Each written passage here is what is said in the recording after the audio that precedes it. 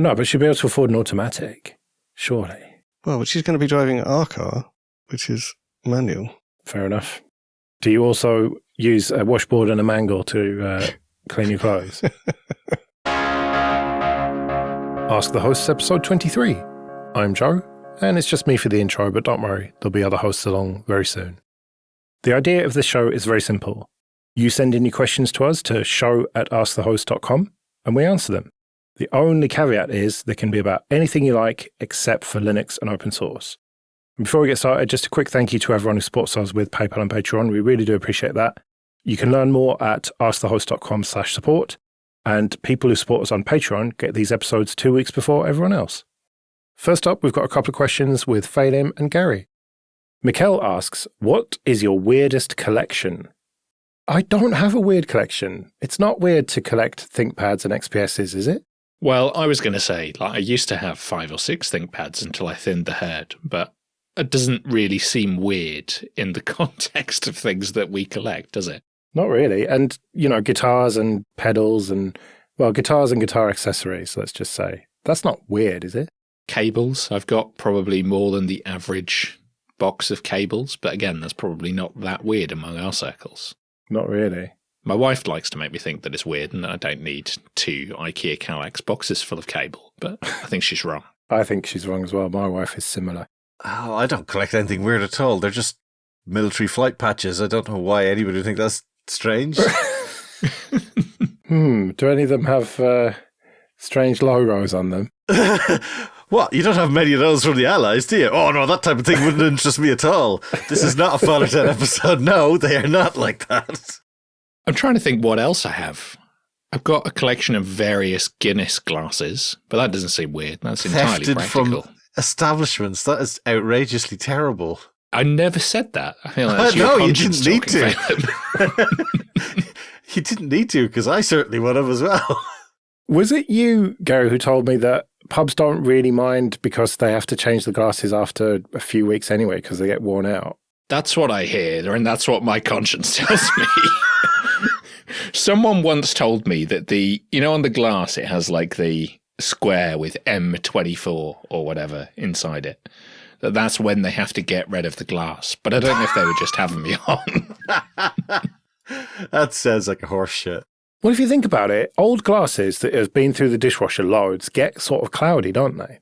And if you imagine a pub is washing them several times a day... Look, you thieves can justify this in any way you want to. Well, my mother-in-law refuses to use a dishwasher in the pub that she runs and makes all of the staff wash the glasses by hand, which I think is downright wrong. But maybe it does make the glasses last longer. Well, that's just false economy, isn't it? Because you're paying someone to wash dishes when you could have a machine do it. Yeah, that's true. I guess the other thing I have a collection of completely by accident is metal-clad MK sockets and back boxes. I don't know how I ended up with so many of those, but there's like an entire box of them in the garage that I'll never use. My wife collects pine cones, which I find a bit weird. To plant the seeds or just the pine cones? Just the pine cones because they look nice. I think that's a German thing, because my wife does that too. Or rather, let's put it this way, there are more than the average number of pine cones in this house than seem necessary. Right. Interesting. My parents have one particularly large pine cone in their house that's like a foot across. But I wouldn't say it's a collection. It's just a weird pine cone they found one day. It's a foot across? Yeah, it's massive. Like, if you laid the pine cone on its side, it's about 12 inches wide. What? Did they time travel back to like the 200 million years ago or something? I don't know where they got it, but like it's pride of place in their cabinet along with other various ornaments and photos of kids. Well, I mean, if you time travel, I'm sure it'll be pride of place in your cabinet too. I've started collecting rocks from places that I've been. Like I went to the South Coast just for a day trip, and there's all the tat shops there, the souvenir shops. And I thought, well, I want something to remember this day, and this is quite a rocky beach, so why don't I just find a nice-looking rock and take that home? And that'll remind me forever. What you thought is, I'm too tight to pay £1 for a fridge magnet. Essentially, yes. No, but a fridge magnet is no more use than a rock. And a rock, it looks cooler to me. That's true. I got banned from putting fridge magnets on our fridge, so they're now all in a box somewhere as well. Maybe I should just start leaving rocks on the kitchen counter. Yeah. That seems far more plausible. Well, I did a bit of geology in uni, so I can totally get on board this whole rock thing, but you're going to have to get a rock hammer next time and then like crack the rock to see what it is on the inside and do like the cubic stuff and what type of hardness it has, you know, really get into it proper, like pipe and slipper stuff. That sounds like far too much effort to me. Toxie asks, what's the worst, most extreme, or stupidest thing you've drunk or eaten for a dare? I had to really think about this, and I don't think I ever have, to be honest. I don't think I've ever eaten or drunk anything. One time, it was ridiculously hot, like 35 degrees, and it was just so hot in my house. And I was just there with my friend, and I don't know why there was a hairdryer around, but I just decided to turn the hairdryer on, put it under my T-shirt, and just blast it, just to be ridiculous and to get a laugh. And it worked. He was in stitches, but it was not very pleasant. But I don't generally eat stuff like that to get attention and laughs. If you grew up in Ireland in the 80s, the most extravagant meal you could have was a Chinese takeaway, and Italian food was actually fish and chips from a chipper. I went working in Glasgow after we'd moved office. We went for a place and I had a South African that I worked with, and he was like, you have to try the Taste of Punjab spicy beef pizza. And I was like, okay, I've never really eaten spicy food. And the phrase arse like a Japanese flag, I don't know if anybody has described that to you. I didn't know that was a thing. And I thought fire was coming through my body. I was like, it was spicy going in, but because we'd had a few pints after we did the office move, no problem. I did not realize that process going in one way also comes out the other. And it was a shock to all. Let's put it that way. Yeah, mine's a fairly similar experience to yours, Félim. Working late one night, and we ended up in the curry house. And I made the mistake of letting a colleague who frequented that curry house choose what I was having that evening. And it was some kind of, and to this day I don't know what it was. It was some kind of fish curry with the reddest like sauce with it that I've ever had. And yeah, a few pints in, like absolutely fine eating it. And yeah, the next day just was not a pleasant experience at all. Sounds like a foul, maybe. I genuinely don't know. I've never ordered a fish curry again through fear that it would be that thing. That doesn't sound like it was a dare, though, either of those. Oh, no. Well, okay. If you want a dare, then there is a dare. Well, it wasn't a dare, but internally in my head, I had a monologue that was daring me to do it because there was a guy in the office that, for some reason, I don't know, he sort of twigged off me, and it was, he used to know me. So if he was said that wall is white, I'd say, oh no, that's black. I don't know why I do it. I don't know. It was ridiculous. But himself and his lady pickled and cured mushrooms in some sort of fire water. And they said, oh, that one's really hot. Don't eat that. And I was like, oh, really? And I had it, and I don't eat hot and spicy food. And I had that, and I swear to God, I was like, what has happened to my mouth? I'm crying now involuntarily. Why is there water pissing out of my skin in all different areas? It was unreal. And nobody said anything. I just internally monologued the dare in my own head and then did it and then punished myself, apparently. Yeah, I remember doing a similar thing with some kind of chili when I was in school that someone had gone out and bought from the supermarket on their lunch break and going around the class daring people to eat it. Everyone going, oh, no, I'm not eating that. No, I'm not eating that. It's like, oh, fuck it, I'll eat it. Why not? I'll sit here. And just immediate regret. Homer Simpson pouring the candle wax down your throat so you could. It was literally just took a bite into it. Some of the seeds crunched in my mouth, and I knew immediately I'd done something very, very wrong. Well, you mentioned pickles. That's reminded me, a few times in the pub, I've had a pickled egg just to freak people out. And they're like, I can't believe you'd eat that. They're not spicy, though, are they? No, not spicy, but just, Minging, yeah, okay. Yeah. And the other thing I've just remembered that I have done several times, and it's not really as a dare and it's not really for laughs or anything, but it does freak people out. I quite like lemons. I quite like to just eat a lemon like I would eat an orange. Right. See, we did this to my kid with a lime because he really, really liked oranges. And we were like, oh, look at this green orange. His face was hilarious. But I like that really like tangy bitterness. Like my favourite Haribo are Tang Fastics, for example. But they're not that sour. Well, I don't know. If you eat a whole bag of them quickly, your tongue gets sore from them. But yeah, I just love lemons. Yeah, I'll always take the slice of lemon out of a glass of Coke and eat it because it just feels wasteful if not. Yeah. But I just imagine a whole lemon. You just limeys. You can't help it, can you? It's so stereotypical. Right, now a question with Andy and Popey. Radu asks, what is the nicest thing anyone has ever done for you? After 1 year of uni, I came back for the holidays and I was chatting to my childhood friend who hadn't gone off to uni. And he felt that my experience was a bit, all getting a bit abstract and academic. And he thought I needed a dose of the real world. So he said, why don't you take this challenge from me and walk to visit my friends in Bordeaux? And I said, I can't do that. I've spent far more money than I've got and I need to get a job over the summer holidays. And he said, I'll pay off your debt. You go and walk to Bordeaux. So I went off and had an adventure. I ended up sort of hitchhiking around France, walking 500 or 1,000 miles, meeting loads of people, sleeping on the beach in Nice, which, by the way, was awful. Just had an amazing time and came home and he paid off my debts. Do you still owe him? I've never paid him back.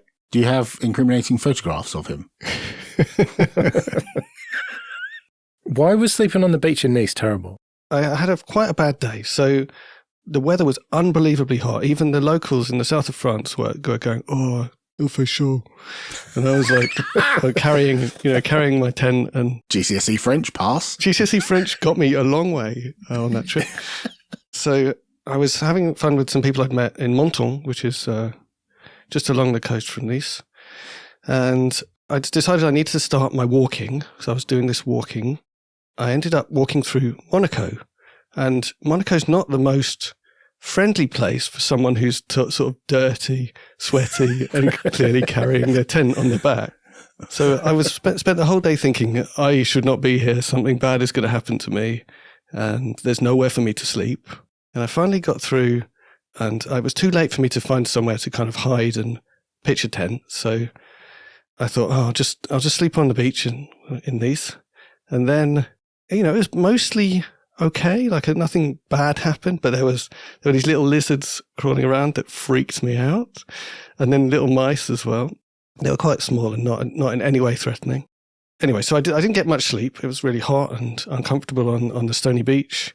And then at 4 a.m, The Walking Dead arrived, because it turns out in Nice, they pay very poorly paid, probably immigrant workers, to pick up litter off the beach at well before anyone else wakes up, so that it looks all lovely and pristine for the tourists.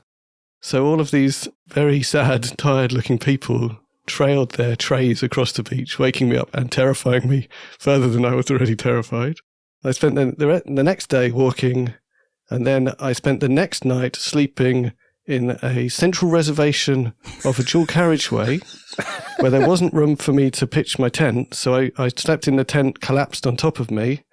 And in the middle of the night, some animal, I never knew what, came and took my remaining food from inside my tent, somehow getting through it.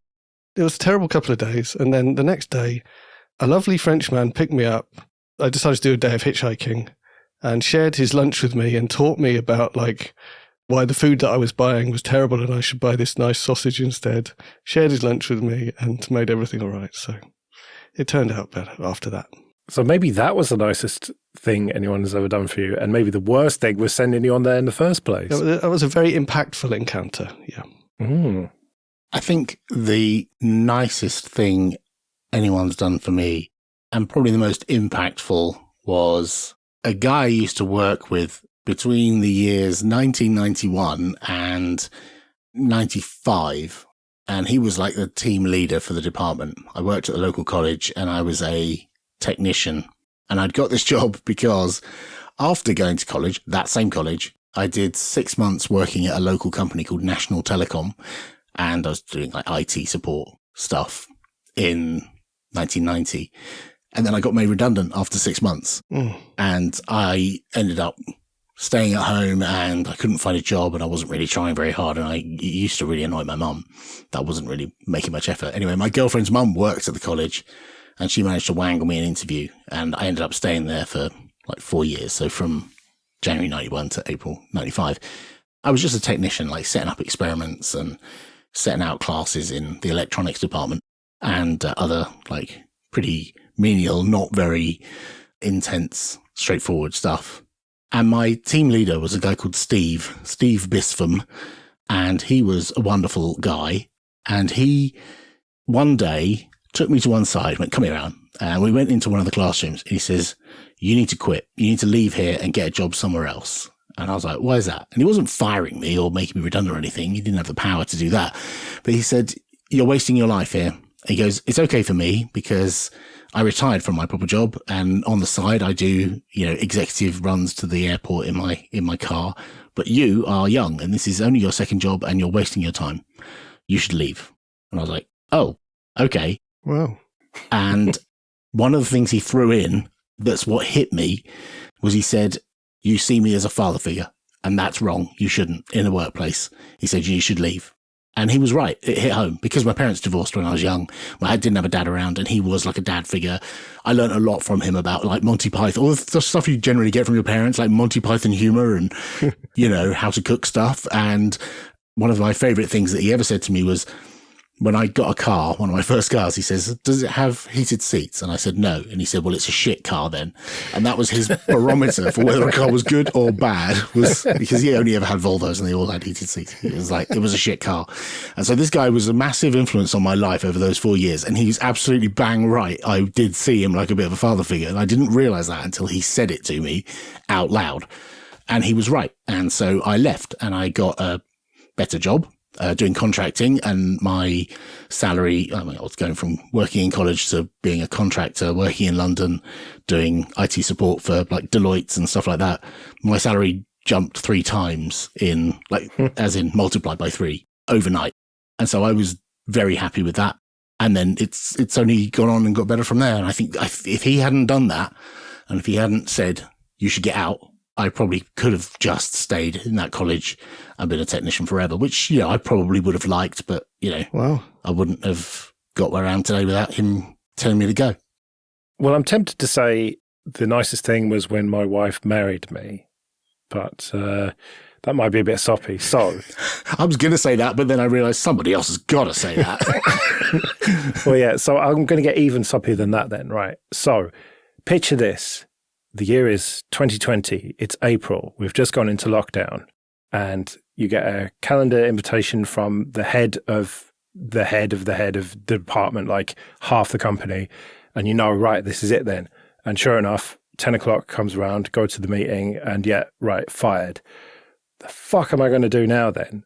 And so then I talked about it publicly, and it's not what one person did, it's what everybody did. They basically allowed me to do what I am doing right now by, spreading the word, supporting on Patreon, putting in a good word for sponsors, and just generally helping me to do this, to live the life that I want to live. And, it just was this incredible thing that happened. It felt like the world was ending because of COVID and everything. And getting fired and like, shit, what am I going to do? And over that next year, people just helped out and started shows with me, and just everyone did loads of small acts of kindness that added up to some amazing thing that happened in my life. Was there a moment when you thought this is actually going to be viable as a career? Have you got there yet? No, I still haven't got there. No, I still keep thinking I'm going to have to go back to doing my old job, getting up early and all the rest of it and being normal. But no, I don't think there was a moment. There was like when I put it out on Twitter at the time that I'd been fired, just that the next 24 hours of just the pouring in of support from everyone. It was just unbelievable. And then when I said it on the show, another big wave of support from everyone. Yeah, it was just really amazing. So yeah, I don't know how long I'll get to keep doing this, but fingers crossed.